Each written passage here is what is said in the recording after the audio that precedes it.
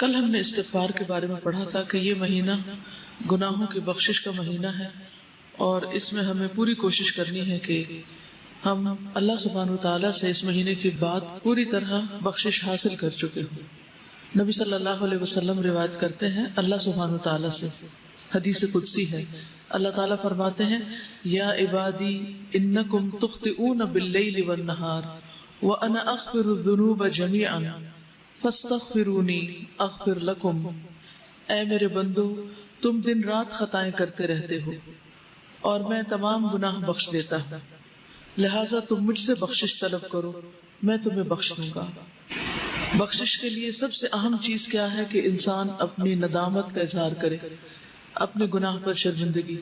تو اس کے لیے آپ کو کرنا یہ ہے کہ اکیلے میں آج بیٹھ کر، صرف آج ہی نہیں پورا مہینہ اگر یہ عمل کرے تو بہت مفید ہوگا، اکیلے میں بیٹھ کر اپنے کسی ایسے گناہ کا ذکر کریں اللہ تعالیٰ کے سامنے جو صرف آپ کو پتا ہے۔ اللہ نے دنیا میں وہ آپ کا گناہ چھپایا ہوا ہے، اور اللہ سبحانہ تعالیٰ سے اپنی کمزوری کا اعتراف کریں، شرمندگی اور ندامت کا اظہار کریں، اور پھر رو کر اللہ تعالیٰ سے معافی مانگیں، کیونکہ فَإِنَّهُ لَا يَغْفِرُ الذُّنُوبَ إِلَّا أَنْتَ، اللہ کے سوا کوئی بھی ایسا نہیں جو گناہوں کو معاف کر سکے۔ تو اس لیے بہت ضروری ہے کہ ہم ندامت اختیار کریں، شرمندہ ہوں، اپنی غلطیوں کو مانیں، اور جب ایک انسان غلطی مان لیتا ہے تو پھر التائب من الذنب کمن لا ذنب لہ، انسان اتنا صاف ہو جاتا ہے گویا اس نے کوئی گناہ کیا ہی نہیں، کمن لا ذنب لہ۔ اسی طرح توبہ کے لیے اگر کوئی کبیرہ گناہ سرزد ہو چکا ہے زندگی میں، پاسٹ میں، جو آپ کو ہانٹ کرتا رہتا ہے، بار بار آپ کو پریشانی ہوتی، تو اس کے بارے میں کیا کرنا چاہیے؟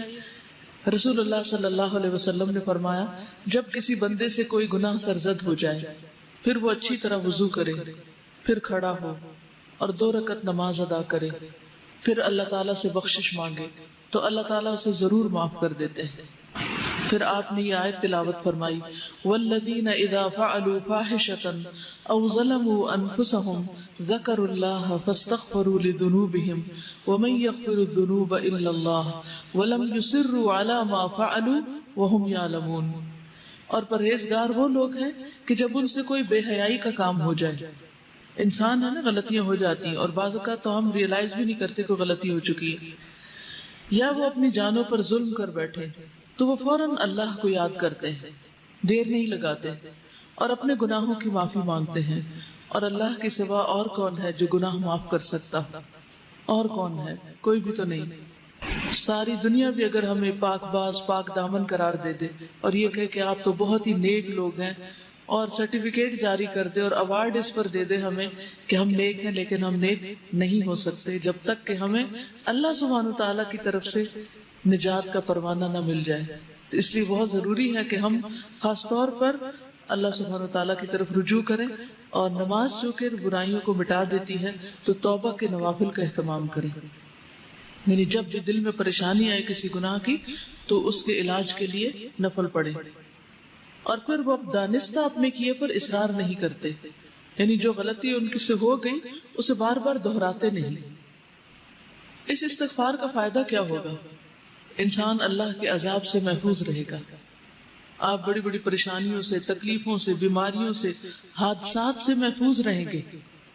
نبی صلی اللہ علیہ وسلم نے فرمایا العبد آمن من عذاب اللہ ما استغفر اللہ، بندہ جب تک اللہ سے استغفار کرتا رہتا ہے اس وقت تک اللہ کے عذاب سے محفوظ رہتا ہے۔ جیسے قرآن مجید میں بھی آتا ہے نا کہ اللہ ان کو عذاب نہیں دے گا جب تک کہ وہ استغفار کرتے رہیں۔ تو آپ کے اندر کسی بھی قسم کا اگر کوئی خوف ہے، بعض اوقات کچھ لوگوں کو فوبیاز ہوتے ہیں، یہ چھت نہ مجھ پہ گر پڑے، یا بلندی پہ جانے کا خوف ہوتا ہے، یا اپنی جان مال اولاد کے بارے میں کوئی بھی خوف ہوتا ہے، کسی بھی قسم کا کوئی خوف آپ کو جب ستاتا ہے، اپنے مستقبل کا، بڑھاپے کا، آخرت کا، تو ان سب سے بھی نجات پانے کا ذریعہ یہی ہے استغفار، کیونکہ العبد آمن من عذاب اللہ ما استغفر اللہ، بندہ اللہ کے عذاب سے امن میں ہے، اللہ تعالیٰ ایسے بندے کو عذاب نہیں دے گا جب تک کہ وہ استغفار کرتا رہتا ہے۔ انسان کے گناہ خواہ آسمان کی بلندیوں تک پہنچ جائیں، لیکن اگر وہ اللہ سے معافی مانگتا ہے تو اللہ تعالیٰ اس کو معاف کر دیتا ہے، اور اللہ تعالیٰ کو اس کی کوئی پرواہ نہیں۔ یعنی ایک تو یہ ہوتا ہے نا کہ ہم جیسے کسی کو معاف کر کے بھی معاف نہیں کرتے، بار بار وہی غلطی دوسرے کی دہراتے رہتے ہیں یا اپنے آپ کو رلاتے رہتے ہیں یا اس پر تکلیف محسوس کرتے ہیں. لیکن اللہ سبحانہ وتعالیٰ اتنی وسعت والا ہے، علم والا ہے، حلم والا ہے کہ اس کو کسی بھی ایسی چیز کی کوئی پرواہ نہیں کہ وہ کس کا کتنا بڑا قصور معاف کر دے. اس کے خزانوں میں کوئی کمی نہیں آتی، اس کے لیے کچھ مشکل نہیں، نہ اس کے اندر بخل ہے اور نہ کسی قسم کا کوئی حسد ہے. وہ خوشی سے معاف کرتا ہے، بس شرط یہ ہے کہ ہم معافی مانگنے والے ہوں. اور ہر انسان خطا کار ہے، اور بہترین خطا کار وہ ہیں جو بہترین اور بہت زیادہ توبہ کرنے والے ہیں، التوابون ہیں. اور پھر یہ بھی خوشخبری ہے کہ آپ کے گناہ نیکیوں میں بدل جائیں گے. یعنی جو غلطیاں، کوتاہیاں، کمیاں ہو گئیں وہ الٹا نیکی میں بدل جائیں گی. اور خصوصاً جب انسان استغفار کرتا ہے اور جیسے کوئی نیا مسلمان ہوتا ہے. اسی طرح اپنی بک آف ڈیڈ کے بارے میں کبھی کبھی ہمیں ضرور فکر لگتی ہے کہ پتہ نہیں اس میں کیا لکھا ہوا، کس درجے کا سامنے آئے گا، اور اسے دیکھ کر ہماری کیفیت کیا ہوگی، ہمیں پتہ نہیں شرمندگی ہوگی، ہم اسے فیس کر سکیں گے یا نہیں. تو جو شخص چاہتا ہے کہ اپنا صحیفہ دیکھ کر خوش ہو جائے، اسے چاہیے کہ استغفار کی کثرت کر دے، کیونکہ اس میں سے وہ سارے انوانٹیڈ چیزیں رب ہو جائیں گی، اریز ہو جائیں گی، صاف ہو جائیں گے. جیسے بچے کام کرتے ہیں نا، ہوم ورک کرتے ہیں اور بڑے کانشیسلی کرتے ہیں، پھر اگر کوئی ایکسٹرا ڈاٹ بھی لگ جائے تو فوراً ربڑ لے کے اس کو مٹانے لگتے ہیں یا وائٹنر لے کے اس کو کہ یہ نظر نہ آئے.